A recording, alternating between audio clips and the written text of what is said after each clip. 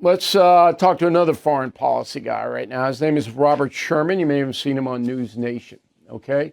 So Sherman has a new book out, and I blurbed the book. That means I said good things about it, called Lessons from the Front, a rookie war correspondent in Ukraine and Israel. Okay. And he joins us now from Ceiba, Puerto Rico. I assume you're getting ready for the invasion of Venezuela down there. Is that what you're doing down there? Yeah, we're monitoring it, Bill. We're keeping a close eye on it. There's a lot of activity here, a lot of F-35, C-17s taking off and landing.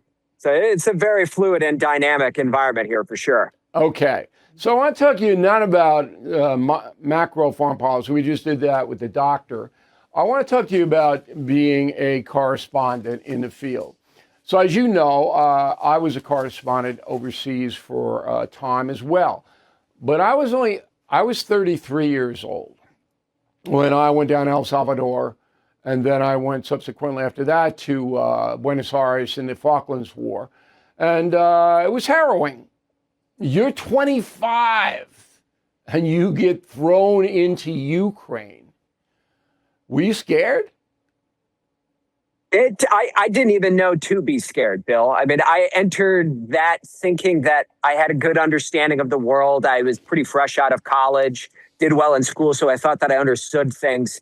Then one day on the ground in Ukraine, the first time that you saw the first Ukrainian refugees leaving, the first time we got buzzed by jets, the first time we were detained and accused of being spies, you grow up pretty quickly in that. And those are the main things that I wrote about in this book here.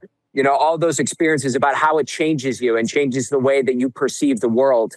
And I have to tell you that, I mean, now I'm just so much more curious. I have a humble appreciation for the complexity of the world. Most of all, I am so proud to be an American. I had no idea how good we had it. And so you learned, but were you frightened at any time? Absolutely. Absolutely. I mean, those first couple of days when the war is its most dangerous and there are missiles flying all over the place and you're guilty until proven innocent, it's a very scary time. Yeah, when you say that, it means you got no protection, that the Ukrainians could grab you, the Russians could grab you, anybody partisan could grab you. All right, let's talk logistics. So you get sent over there by NewsNation, young guy trying to make a name for himself. You get into Poland, that's easy. And then you drive into Ukraine, right? Where'd you get the vehicle? I mean, what kind of car did you have? How'd you do that? Yeah, I mean, so we were told that we were getting a vehicle and I envisioned, a Humvee or something of the kind. Sure enough, it's a blue Honda Odyssey that rolls up and it's supposed to have, a minivan. It's supposed to have press indicators on the side of it. We didn't have those. So I'm watching our security guy writing press in duct tape on the side of this thing. It was not how I expected it to go. You learn pretty quick on the job. I had one of those in El Salvador, but we rented it. Is that what you did? Is there a rent-a-car in Ukraine where you can get one of these things? We borrowed it under a you break it, you buy it pretense. Let's just put it borrowed that way. Borrowed it from whom, though? From whom? We borrowed it from a video production company that gave it to us. But they told us if the thing got hit by Russia, we were on the hook for it. Okay. Now, where do you eat? So you go in, and it's not like you're going to Taco Bell. I mean, you're in places that don't have a lot of facilities. You're zipping around. You're trying not to get blown up. So what do you do for food? It's whatever you can find. I mean, sometimes a gas station hot dog is as good as it gets. If they have coffee, that is at a premium, especially in wartime Ukraine in the middle of the wintertime. I mean, for the most part, there are a lot of nights in which, we were eating candy bars and bomb shelters every night. I mean, it was not the 3-course meals. It was not 3 square meals a day. Yeah. And hotels, where I was in Morazan, and you can look that up on a map, there are no hotels. I mean, no place to stay. Where did you guys stay?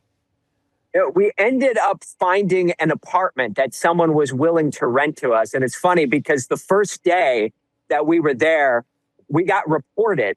And we woke up our first morning in Ukraine to 3 Ukrainian soldiers entering this apartment that we rented, guns drawn, because we were clearly outsiders there. So, I mean, everything was upside down. And you were in Kyiv with this apartment in Kyiv? This was in Ivano-Frankivsk in Western Ukraine, so a smaller city. Okay, but it was near where the action was, right? Yeah, yeah, exactly. American homeowners, the FBI has been warning all of us about a type of real estate fraud called title theft. The target, your equity. With just a forged signature, ownership can be transferred out of your name, and without protection in place, you are facing an emotional and financial nightmare. That's why I partner up with Home Title Lock. You can find out today if you are already a victim and protect yourself. Use promo code BILL at HomeTitleLock.com to get a free title history report plus a free trial of their $1 million triple lock protection. That's 24/7 monitoring, urgent alerts, and if you are a victim of fraud, they will spend up to $1 million to fix it. Don't be a victim. Protect your equity today. That's HomeTitleLock.com, promo code BILL, or use the link below. That's HomeTitleLock.com, promo code BILL. So with your crew, you got a cameraman, you got an interpreter, right?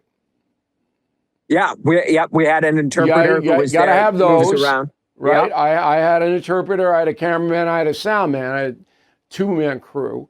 So there were four when we went anywhere. Were there four when you went?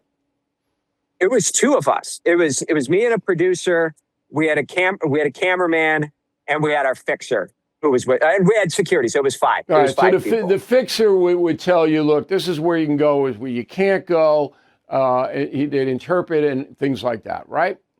Yeah, exactly. All right, and you paid this guy on a per diem, right? I handed my guys. I paid him absolutely. That's what I did. I had a stack of hundreds, and I'm paying Pedro, every day. All right, then you go because your beat is the world. I mean, Robert Sherman's been everywhere. You go to the Middle East. You go to Israel, which is much more under control because you got the Israeli forces there. They know you're American. They know you're credentialed, but it's still dangerous as hell because anything can happen at any time, right? Right, absolutely. I mean, especially in the early days in which the situation is moving so fluidly. I mean, it's a constantly dangerous environment. I mean, both of those, you have no idea what you're waking up to. That's the everyday fear that people are dealing with. They have no idea if this is their last day, what is coming, what missiles are coming, what weaponry. Okay, but that's an easier situation in which to report than Ukraine. Ukraine's a nightmare. I mean, just logistically to get around, to know where the stuff is happening and all of that. But Israel, there's a bunch of press there. It's a little more structured. And you got a bed every night and you got food, right? Right, exactly.